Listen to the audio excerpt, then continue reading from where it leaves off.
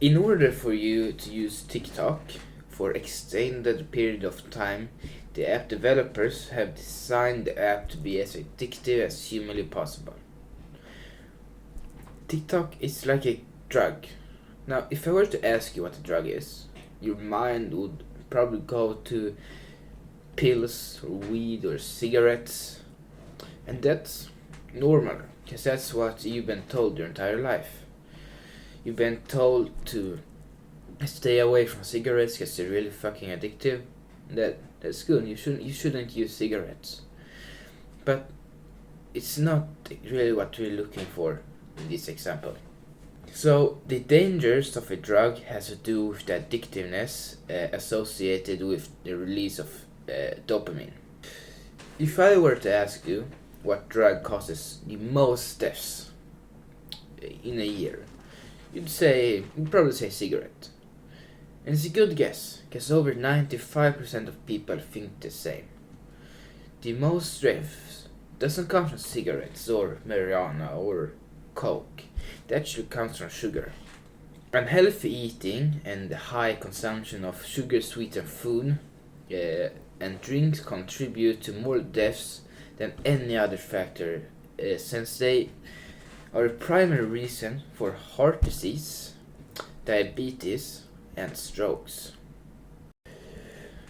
Now, even though sugar is legal, it's still a sort of drug. Sugar is one of the most addictive substances in the world, since every time you eat just a little bit of sugar, you release opioids and dopamine through your body. TikTok works in the exact same way as sugar. What is TikTok really doing to you? After just 10 minutes of using TikTok, your brain activity goes down by a lot. And this is not a mistake. The people who programmed TikTok made it this way to make you keep watching. Using TikTok is the same thing as drugging yourself. You remain in a pleasurable and dopamine-filled state, just craving another video. Have you noticed that when you scroll through TikTok, you can't see the time? They have hidden the time. That's not a mistake. You can waste an entire hour watching TikTok, and then you shake your head and you think, where did that time go? It's similar to the slot machines in Vegas. The only difference is that you don't need to pay any money to watch TikTok. It's free, so you could watch TikTok for however long you want without your For You page ever stopping. There are close to an unlimited amount of TikToks on TikTok. Now we come to the actionable step in this video.